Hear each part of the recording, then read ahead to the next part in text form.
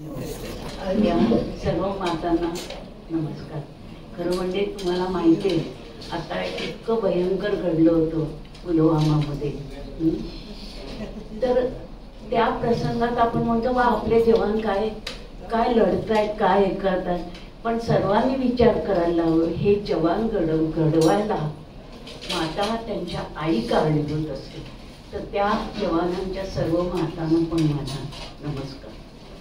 तर ही एक माझी मी स्वतः लिखलेली आई नावाची कविता वाचून दाखवते. एका मुलाने म्हटलेलं आहे, आई तू एक चिरंतन सत्य आहेस, घरात भरून राहणारं तुझं अस्तित्व उबदार आहे.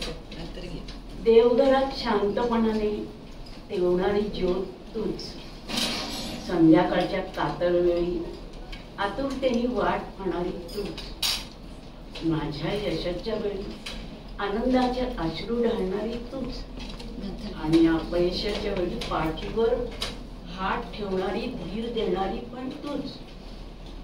पोलादी पंख दिलेस तू मला आकाशात उडण्यासाठी, पोलादी पंख दिलेस तू मला आकाशात झेप घेण्यासाठी, पण यशाची धुंदी चढली मला तुला विसरण्याइतकी.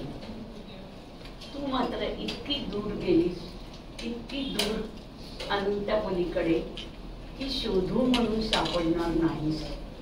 कारण मला एकच आई होती आणि प्रत्येकाला एकच आई असते. ही माझी कविता होती. पण परवा मला एक वाचनात चांगली कविता आली, ती जरा मी वाचून दाखवते. ती पण आईबद्दलच आहे, छान आहे, मला आवडली, तुम्हाला पटेल. खरं तर आईच्या पोटातच माझी ओळख झाली, ते बाळ म्हणते ना. आणि मग 9 महिन्यांनी तिच्या पदराची ओळख झाली. पाजताना तिने पदर माझ्यावरून झाकला आणि मी आश्वस्त झालो. तेव्हापासून तो खूप जवळचा वाटू लागला आणि मग तो भेटतच राहिला आयुष्यभर. शाळेच्या पहिल्या दिवशी तो रुमाल झाला, हा माहिती बाळ रडलं असेल म्हणून. रणरणत्या उन्हात तो टोपी झाला, पावसात भिजून आल्यावर तो टॉवेल झाला, प्रवासात कधी तो अंगावरची शाल झाला, बाजारात घरगर्दीत कधीतरी आई दिसायची नाही. मग पदराचं टोप धरून बिंदास चालत राहायचो. मग त्या गर्दीत तो माझा उपस्थ होऊ झाला.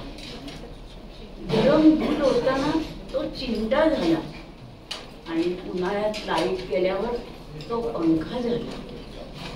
शाळेच्या निकालाच्या दिवशी तो ढाल झाला, म्हणजे नेहमीच व्हायचा. बाबा घरी आल्यानंतर चहा पाणी झाल्यावर तो पदरच प्रस्ताव करायचा. छोटूचा रिझल्ट लागला बरं का, चांगले मार्क पडले, पण 1-2 विषयात जरा कमी आहे. बरं, पण आता अभ्यास करीन म्हणते. झालं. बाबांच्या संतापाची धार भोवतट होताना मी त्या पदराळून पाहायचं.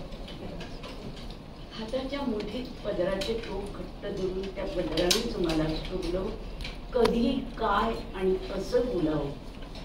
तरुणपणी जेव्हा पदर बोटावून घट्ट गुंडाळला तेव्हा त्याची केस बघून आई म्हणाली, कोणे येईल, काय नाव आहे तिचं. मला लाजायला पदरच चेहरा कोणी घ्यावा लागला. रात्री पार्टी करून आल्यावर जिन्यात पाऊल वाजताच दार न वाजवता पदराने दार उघडलं. कडी मोठी फडकं बांधून, कडीचा आवाज दाबून त्या दबलेल्या आवाजाने नैतिकतेची शिकवण दिली. पदराकडूनच शिकलो सहजता, सौजन्य, सात्विकता आणि सहिष्णुता. काळाच्या ओघात असेल किंवा स्वतःच्या सुवाच्या शोधात असेल, साडी गेली, ड्रेस आला, पॅन्ट आली, टॉप आला, स्कर्ट आला, छोटा छोटा होत गेला. प्रश्न कपड्यांचा नाही, प्रश्न गायब होऊ घातलेल्या पदराचा आहे.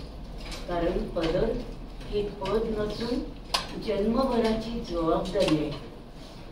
आणि ती निस्वार्थपणे पेलू शकते ती केवळ आई. शर्टालाही पदर फुटायला हवा नाही, पण खरं सांगू त्याला तो झेपणारच नाही. असं आहे आईचं महत्व. एकदा अशी गंमत झाली, एक मनुष्य आपल्या गुरुकडे गेला आणि म्हणाला, काय सारखं आई आई आई आई कौतुक, तेवढा बाप पण तेवढा महत्वाचा आहे की नाही. हो का, बर एक काम कर.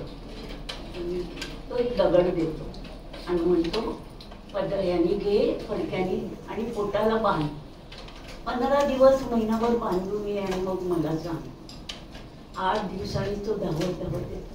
नाही हो, मला झेपत नाही झेपत तुला. मग हेच ओझं घेऊन 9 महिने ती आई वाहते. विचार कर, कळलं ना तुला. 8 दिवस सांगते. एकीकडे मी वाचले कशा सांगू की आई जेव्हा तिला हे होतं, बाळाची चाहूल लागते, त्यानंतर तिला उलट्याने हैराण होते. नंतर ती अनेक ओझं तिला होतो, अनेक दुखून होतात.